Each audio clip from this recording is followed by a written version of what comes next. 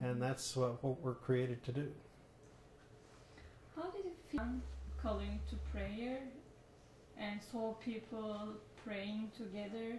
Can you tell us about your experience? Yes, I thought one of my best experiences in Turkey, among all the other wonderful experiences of food and hospitality and faith and education, one of my best experiences was watching all the people going to the mosque to pray 5 times a day.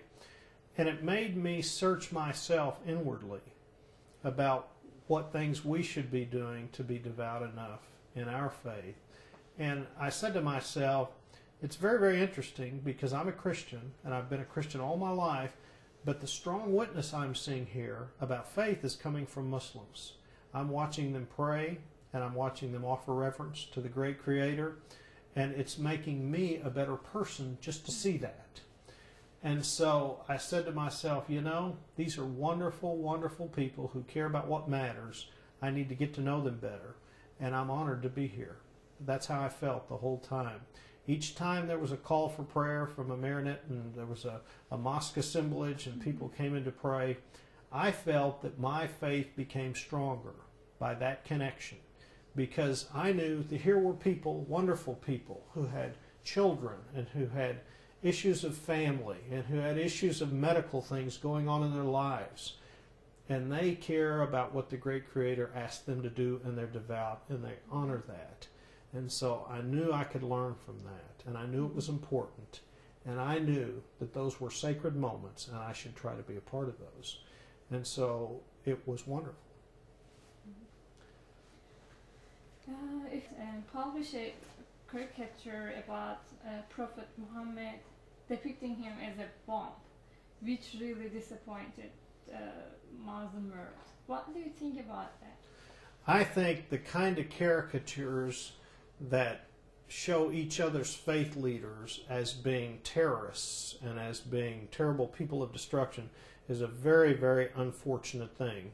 I've spent the last few minutes telling you all the ways in which I've seen Muslims care about what's sacred, about what's good, about loving and peace.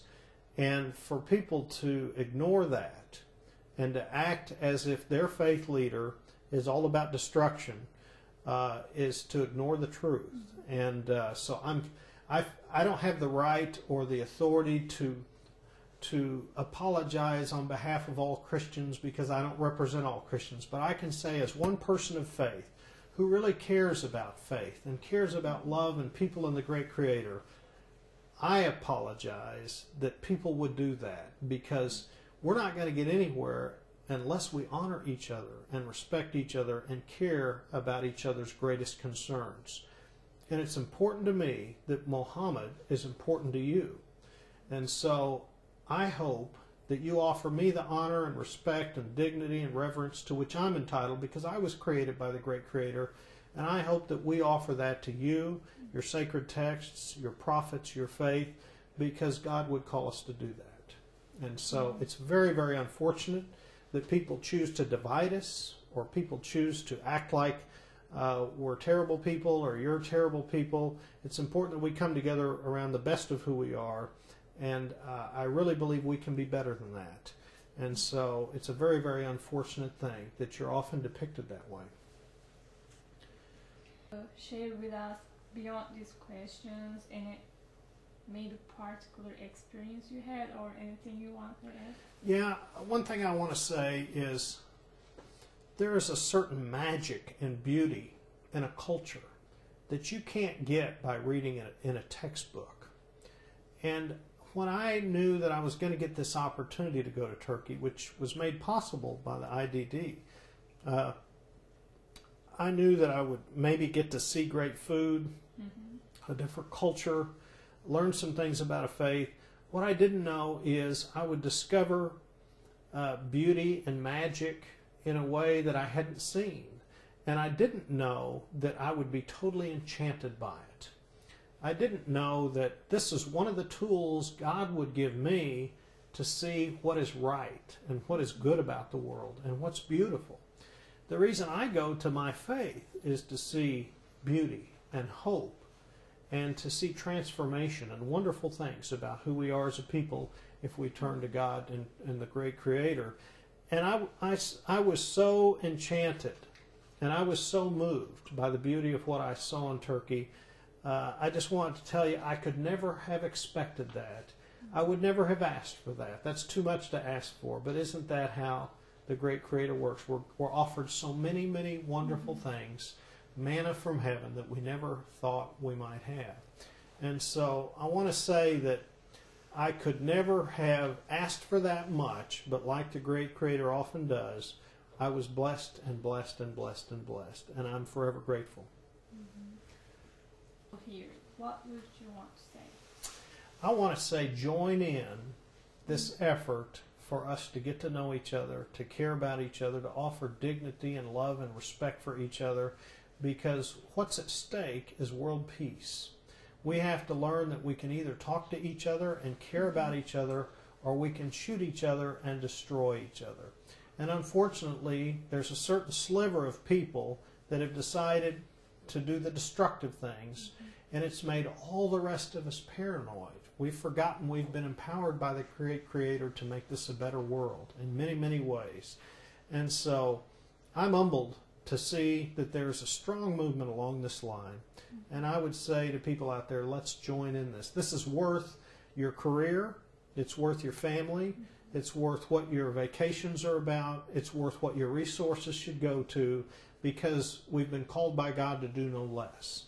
And so I would say, let's be the people we've been called to be. To promote dialogue and cooperation among cultures and beliefs through direct first-hand experience. Do you think it is reaching its goals, and what would you advise to improve these goals? I do think it's reaching its goals. What I would advise to continue along that line, and I'm very humble about this because I've seen so many wonderful things they've done, is that we who are non-Muslim cultures get involved in this, and we who are we who are Christian cultures, which is so many folks in the world are Christian, need to take this seriously and make it a part of our agenda. One thing I've seen in my life is that people who have been oppressed and not treated well often come back with a strong and powerful message because of the experience they have had. And that's the time to listen. I think it's important that Christians and democracies listen to this offer of goodwill, and I hope to be a part of that. Turkey, what would you say about that? Well, in Turkey, everywhere you go, you're greeted with smiles and hugs and wonderful food and wonderful people and monuments everywhere of great historical things that have occurred. And I was struck time and again by people who were had their own shops or went out on the streets selling, and if you didn't offer to pay what they wanted you to pay, often not only would they lower their price, but a lot of times they just wanted to give you something. And so the point is, there was relationship that was more important than anything else. And so in the midst of these important historical monuments that are all over the country of Turkey, it's such a beautiful country, such a beautiful people. In the midst of all that, I kept seeing things that were joyful and beautiful in the way of hospitality and food and laughing and song. And yet through all that, the most important thing, even though I was enchanted by all that, was the relationship. People wanted to talk. They wanted to know what you thought was important. They wanted to share ideas. They wanted to do things together. And we live in a world that's often one in which people are so alienated that they're all scared of each other. Well, I went over to Turkey and people were just receptive to learning, growing, talking, and becoming a better people together. And that's priceless. You can't put a price on that. And that's important to our faiths. So I thought some great exchange of new friendships developed. And I thought that it was something that taught me that I've never been as hospitable as I should be. My country has never been as hospitable as it should be. My government, same problem. My faith, same problem. So I have to learn from these things, and I hope institutions of which I'm a part will also learn from these things. And so to Turkey, I tip my hat and say thanks for the learning lesson, thanks for the beauty, and thanks for the expression of faith and education in a way that was so important to me at this moment in my life. Hey, wow, thank you. Thank you. So much. I appreciate your time.